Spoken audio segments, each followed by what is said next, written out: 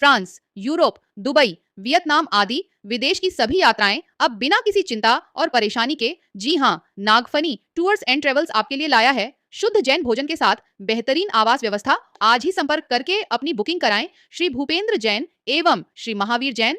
श्रावक गण यही आपसे प्रार्थना करते हैं कि आप भी धर्म की प्रभावना करते हुए ऐसे बड़े से बड़े धर्म की कार्य करते रहें और धर्म की ऐसी बीन बजाएं कि हम श्रावक हो या श्रेष्ठी हो, उन सबके मान और अवगुण गुरु जी और प्रभु के चरणों में नतमस्तक हो जाएं। नमोस्तु महाराज जी। प्रभुदेव, गुरुदेव, मेरा प्रश्न है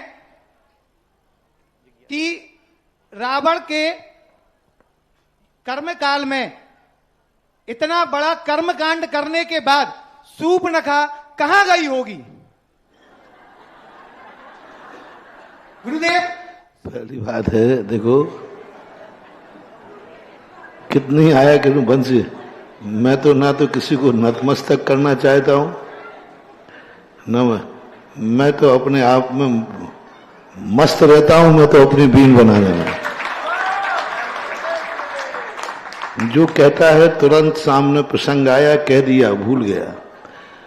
पहले से सोचना नहीं, बाद में पछताना नहीं। जो जैसा निमित्त बनता है, तात्कालिक परिस्थितियां होती है, ना हम पहले से प्री प्लानिंग कसाय करते हैं और ना बाद में कसाय रखते हैं। जो जिस समय जैसा प्रसंग आता है जवाब देने को, मैं किसी से डरता नहीं हूं, लेकिन मैं किसी को ललकारता नहीं हूं। ललकारता भी नहीं हूं और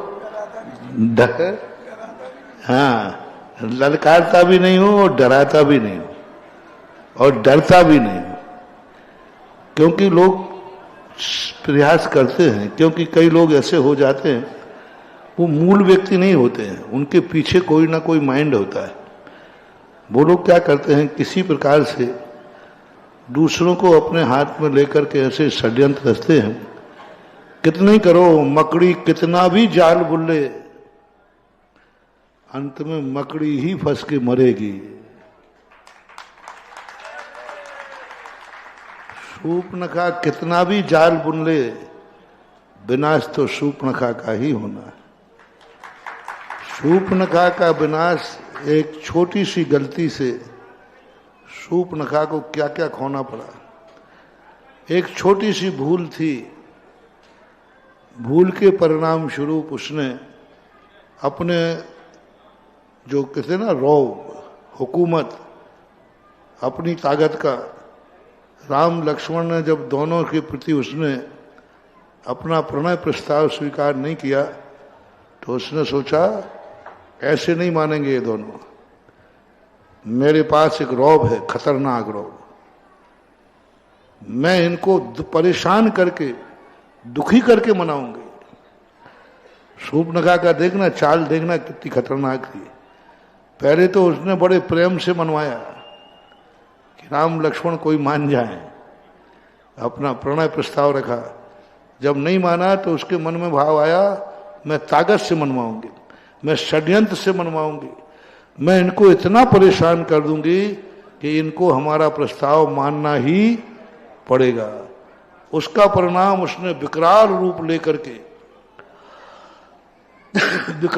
लेकर के और उसने इतना बड़ा विकराल रूप लिया कि राम लक्ष्मण तो डरने वाले थे नहीं,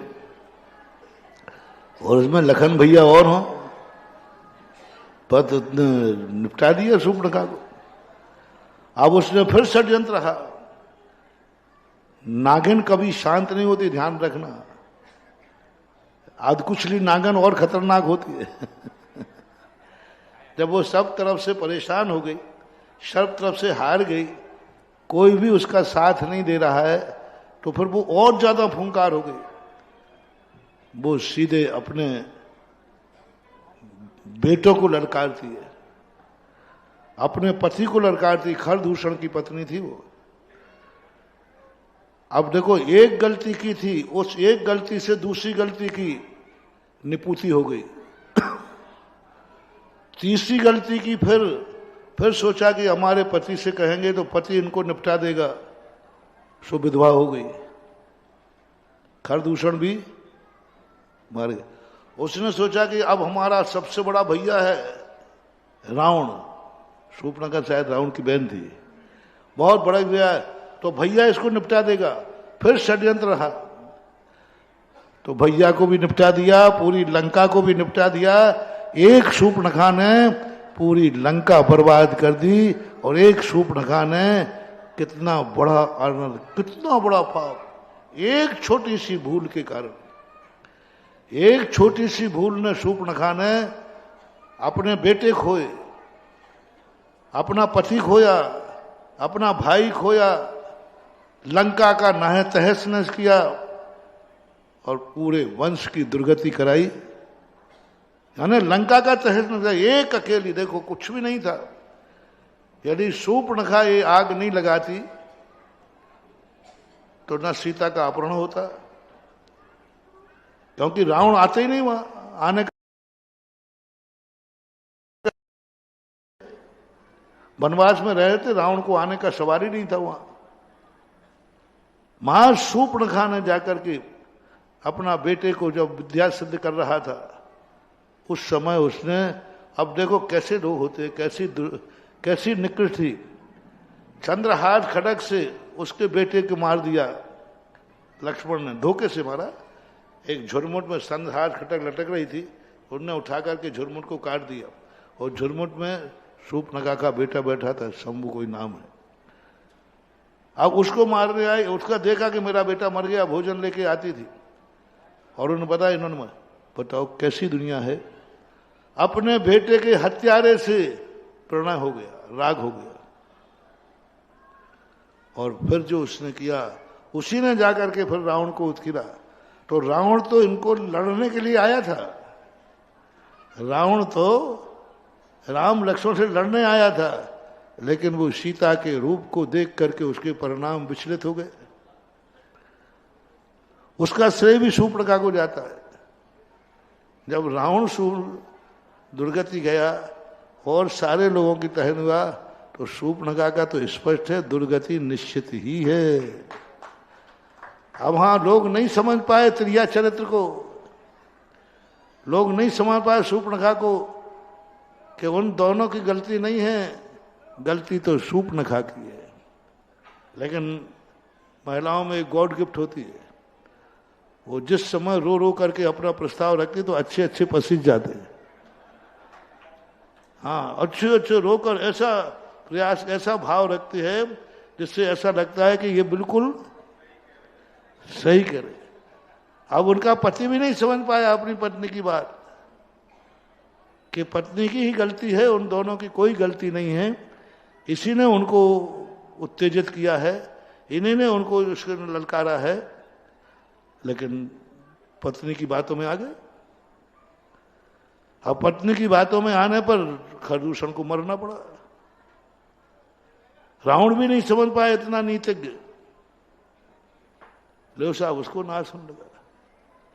इसलिए नीतियों से कहा है कि जहां स्त्रियों की चलती है और सब कुछ उन्हीं के आधार पर छोड़ दिया जाता है, तो वहां बहुत मुश्किल हो जाता है, कुछ भी हो सकता है, कुछ भी हो सकता है।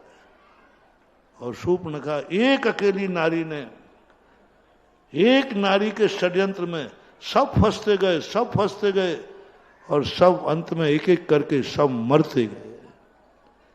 तो इन प्रसंगों से जगत को शिक्षा लेना चाहिए कि एक नारी एक षड्यंत्र रखते किन किन को अपने वश में कर सकती है।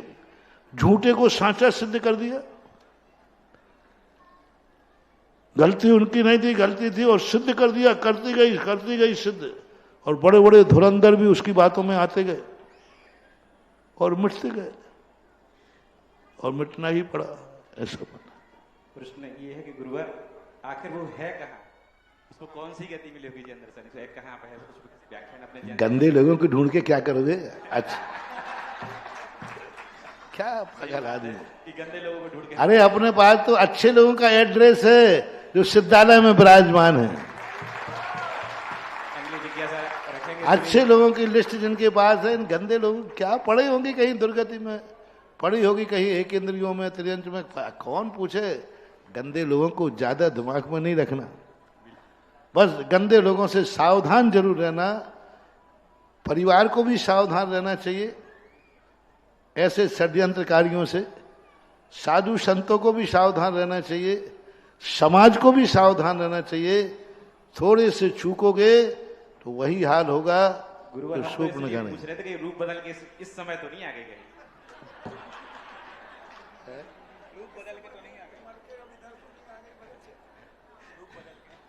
हाँ ले सकते, क्या बात होगी, कोई भी जन्म लेना है। अब जन्म मरण के संबंध में कोई आगम में इतिहास तो मिला नहीं, लेकिन दुर्गति हुई, निंदा की पात्र बनी, इसमें कोई संदेह नहीं। आगे का संचालन करेंगे हमारे प्रश्न संतों के प्रश्न क्या था? प्रश्न और क्या प्रश्न था? यही था। क्या गुरुदेव इस संसार में यदि और भी शूर्पणखाएं हैं और वो क्षमा का धर्म धारण करके अपने कुल को और अपने पर्याय को आगे अच्छा बना सकती है क्या? जाग जाए, चेत जाए, अकल आ जाए, क्योंकि स्त्रियों में जिद ज्यादा होती। त्रिया हट, बाल हट, त्रिया हट, योग हट भी है और राज हट है। अब त्रिया हट में थोड़ी कमी आए तो सुधार हो सकता है, नहीं तो स्त्रियां तो विनाश करके ही शांत होती है। स्त्रियों की जो आग होती है ना, ये जब तक ईंधन मिलता जाएगा ये आग कभी खत्म नहीं होगी। ये तो विनाश करने के बाद ही शांत होती है। चाहे कैकई हो, सर्वनाश करके जब दशरथ का मरण हो गया, सब अयोध्या का नाश होगा, तब शांति हुई उसको। शूर्पणखा जब सब कुछ नाश कर दिया तब शांति हुई उसको। तो ये तो नाश के बाद ही फिर विकास होता है। जो इनके चक्कर षड्यंत्र में आ गया, एक बार तो मिटेगा, फिर बाद में उठेगा।